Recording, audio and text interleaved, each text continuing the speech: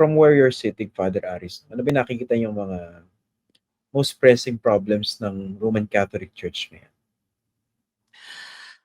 Yan yung pinag-usapan ng mga kardinal during the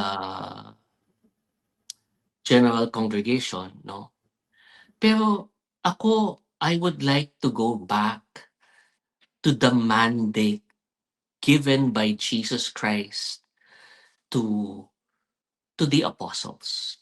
And that is the same mandate given to the new pope, no? Go therefore, but and preach the gospel to all the nations. Baptize them in the name of the Father and of the Son and of the Holy Spirit. Kasi simbahan to eh. Simbahan to. So we have to go back to the mission, to the mandate given by the Lord more than anything else. No? Ito yung kailangan natin. Pero of course, there are new challenges now, di ba? Nandun yung postmodernism, di ba? Yung outright rejection ng mga tao sa tinatawag na objective truth. Nandun yung problema ng privatization of religion na matagal na naman, di ba? Miski naniniwala sa Diyos, pero hindi na naniniwala sa simbahan, di ba? Pwede naman ako magdasal diretso sa Diyos. Yung mga ganyan, no? Siguro dito sa Pilipinas, ano ba yung pinaka nakikita nyo? Kasi minsan inisip ng tao, majority naman dito sa Pilipinas Roman Catholic eh. So, we're okay. Pero we tend to overlook yung real problems eh. Ako, ang nakikita kong kulang dito sa Pilipinas kasi puno ang mga simbahan natin, no? Malakas ang ating devotions, ang ating rituals, pero kulang tayo sa evangelization, kulang tayo sa catechesis, no? Kulang yung pagpapahayag ng salita ng Diyos, kulang yung knowledge, understanding about the faith, no? So, for example, ang daming nanduduvida pero hindi nila alam kung bakit nila ginagawa yon. Hindi din alam ng marami ano ang mga turo ng simbahan. So, marami tayong pagkukulang in terms of knowledge of the faith. So, deepening the faith. Yan, for me, yan ang isang kulang na kailangang harapin dito sa Pilipinas. Yung nung nakapanayam ko po a few days ago si Archbishop Soc Villegas, napag-usapan namin yung ang tawag niya parang religious schizophrenia, in the sense na yun nga, no? Sunday Catholics, pero when it comes to putting faith into action, for example, when it comes to our political choices or our condemnation of outright wrong, may pagkukulang.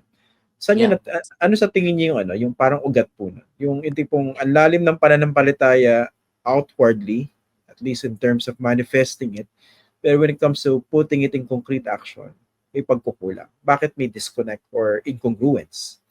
Siguro kulang yung internalization nung pananampalataya ng tao kasi tatlong bahagi lagi yan eh, no? Ang pananampalataya laging may tatlong C, no? Creed, cult, code, no? Bawat relihiyon merong may creed, yung ano yung pinaniniwalaan natin sa relihiyong ito. Pangalawa, cult, yung worship, no? Liturgy, devotion, no? Pangatlo, morals, no? Parang ang Pilipino malakas doon sa pangalawa eh, no? Pero doon sa una at pangatlo, kulang, no? Parang madalas nandun lang sa pagdarasal, kaya Sunday Catholics, no? Pero paglabas ng simbahan, kulang sa pagsasabuhay, no? Pag-i-internalize nung pananampalataya. Marami din tayong alam na halimbawa nung mga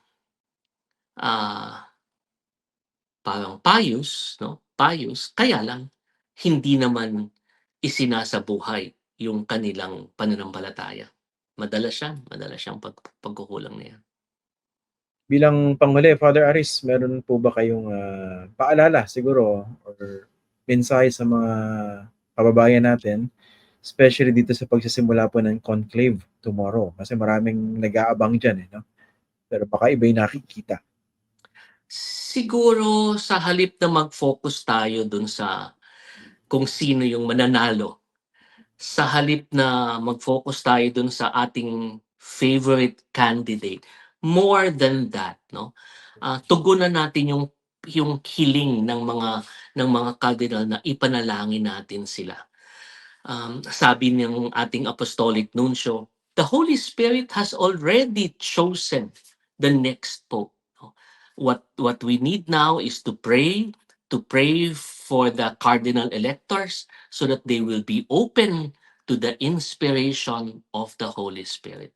So, ipagdasal natin sila, mag-alay tayo ng mga panalangin natin, sakripisyo para sa kanila. Kung kaya natin, magsimba tayo bukas sa susunod na araw hanggang lumabas ang white smoke.